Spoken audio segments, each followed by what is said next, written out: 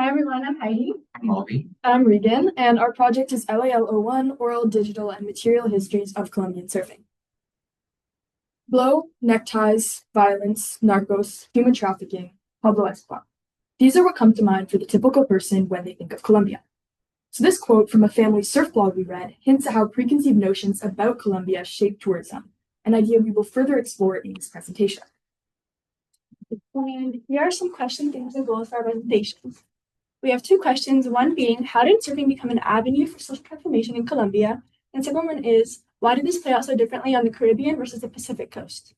And here are some key themes. We have tourism, militarism, consumption, digital media, ecological conservation, and infrastructure. Drawing from cultural studies, media studies into history, this research seeks to understand leisure and play as sites to investigate power, access, and identity.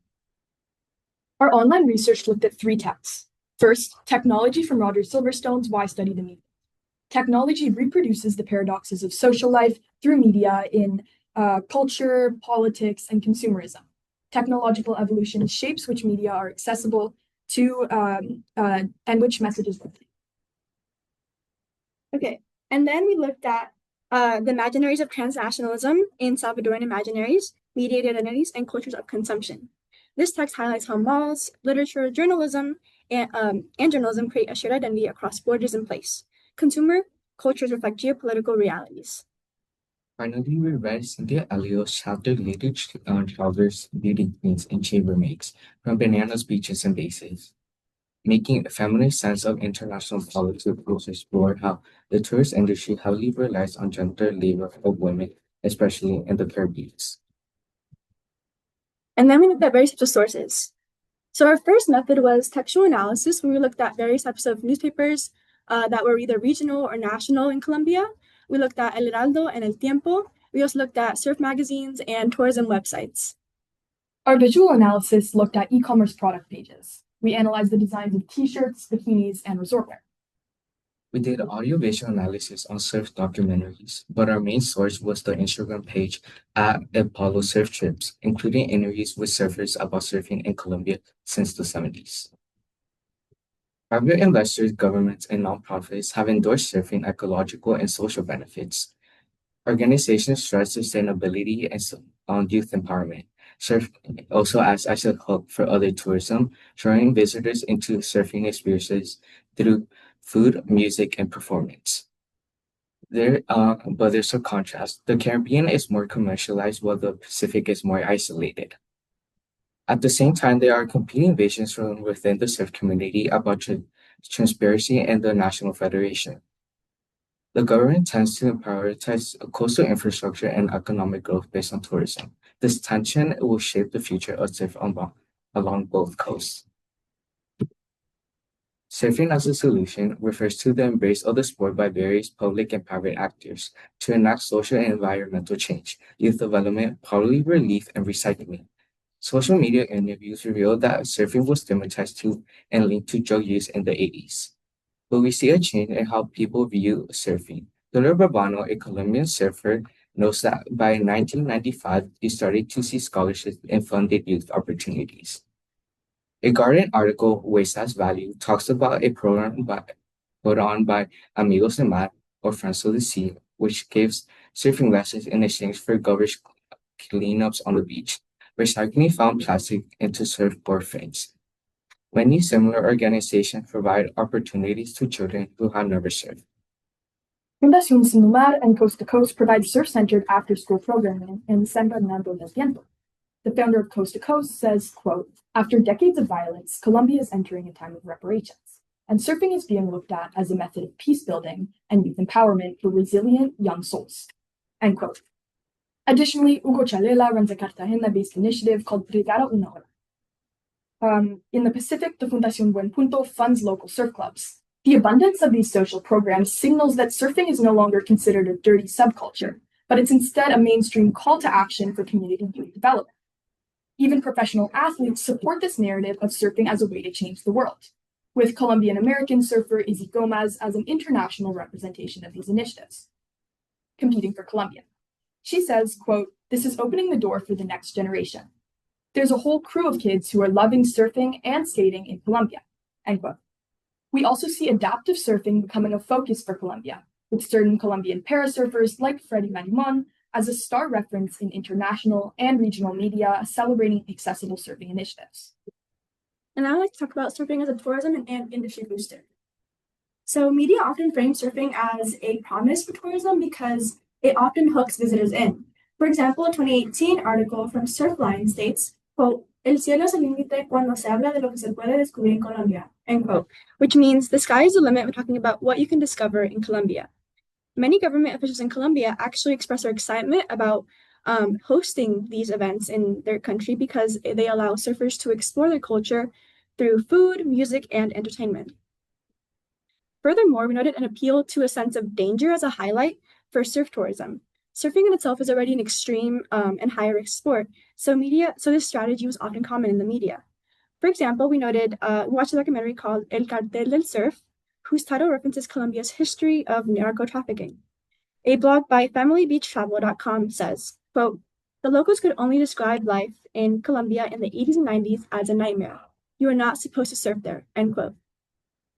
Furthermore, a 2016 article from Surfer magazine states, quote, Colombia has always been that dangerous, sexy, steamy, forbidden fruit, and goddamn it was time for a taste, end quote.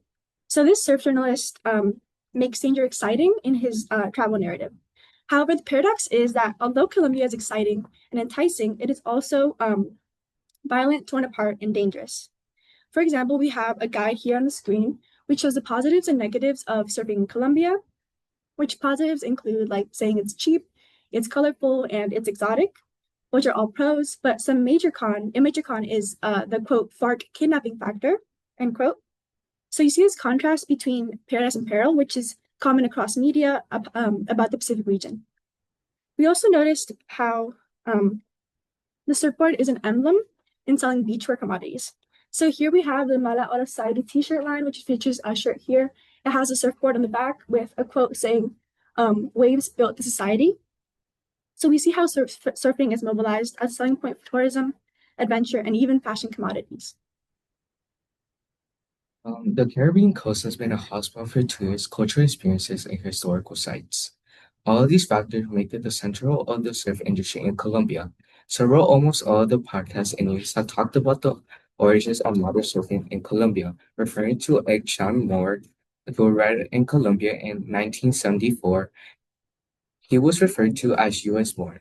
It was reported that he arrived in Cartagena as a teenager. He is frequently credited as the pioneer of the sport in Colombia.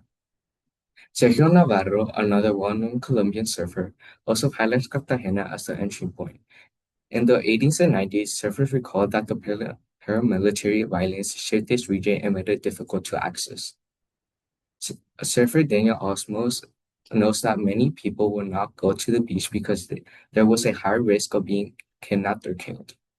The documentary El Cartel del Surf also frames this region as on one hand dangerous, but on the other hand idyllic. An Equal Ocean Escapes blog discussed surfing the Caribbean as, quote, all about fun and waste, end quote, and a beginner-friendly experience. It is considered more accessible with picturesque beaches and plenty of surf camp options. Highway infrastructure and airport location make this region accessible for domestic and international tourism. These characterizations of the Caribbean coast contrast with media about the Pacific. It's considered a non-modern, mysterious, less accessible, but more biodiverse and conflicted zone, with a contrast between poverty and violence versus paradise and potential. One example of this narrative is Spaniard Quepacero's surf film titled In Search of El Dorado, alluding to the colonial myth of a South American golden treasure. Surfline plays into this sense of mystery by saying, quote, de los países de América Latina, Colombia se mantiene en la pole posición al más misterioso en cuanto a las olas que por allí quiebran, end quote. The Pacific coast is called a little explored surf paradise by one magazine and El Paraíso Escondido, a hidden paradise, in a YouTube video. A FamilyBeachTravel.com blog highlights that the Pacific offers more danger and exploration, saying that the surf spots on the Pacific are, quote, right in between Medellin and Cali, which, if you remember your history or watch Narcos, were the murder capitals of the world 20 years ago. I am definitely going to that coast soon, though. It is too evasive and alluring to a traveler and explorer, end quote. Beyond the surfing world, biodiversity and Pan-African identity are used as selling points of the Pacific. with elements of this region featured on t-shirts and resort wear. For instance, a Joko-themed t-shirt reads, "Ecosystems that breathe African history and biodiversity and resistance." A Colombian resort wear brand named their collection Africana del Pacífico. While media actively promotes the region as a natural paradise with development potential, it is acknowledged that it is not a major tourist destination, unlike the Caribbean. One article states that the Pacific, quote, "would be a surfing hotspot anywhere else in the world," end quote. And a 2017 Inertia article explains, quote, "this stretch of coast has long flown under the surfing radar, likely from a combination of isolation and the long shadow of a violent past," end quote. This media analysis encourages us to think critically about how investments or lack thereof are shaping the space on the ground and in public opinion. And finally, to conclude, I want to offer some additional themes for consideration. So our first theme was a concern about the future of Colombian surfing, as there is a lack of transparency in the National Federation of Surf, its presidency, and its funding.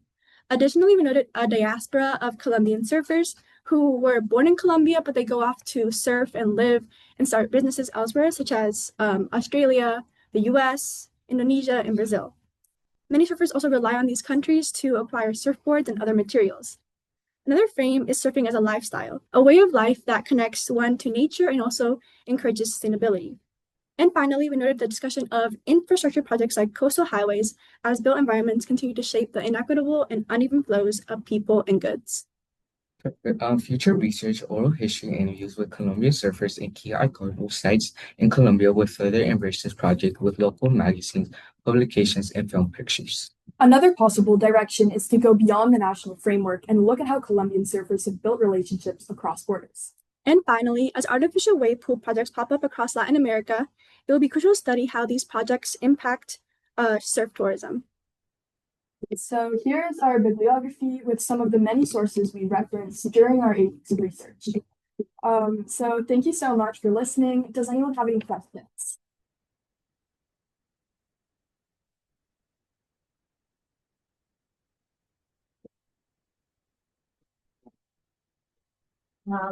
What did this research project teach you about research methods? So I can start with that one. I think it taught me how to look critically at sources and how to properly take information that's relevant from them. Before, during school projects, I would kind of look at a source, maybe note down the link, but then kind of forget about it. But here I was like really writing structured annotated bibliographies and picking out what the important information was. And then also practicing like synthesis with then taking all these annotated bibliographies and deciding what's important for our final conclusions. Yeah, for me, I'll probably say how many different types of research we had to use.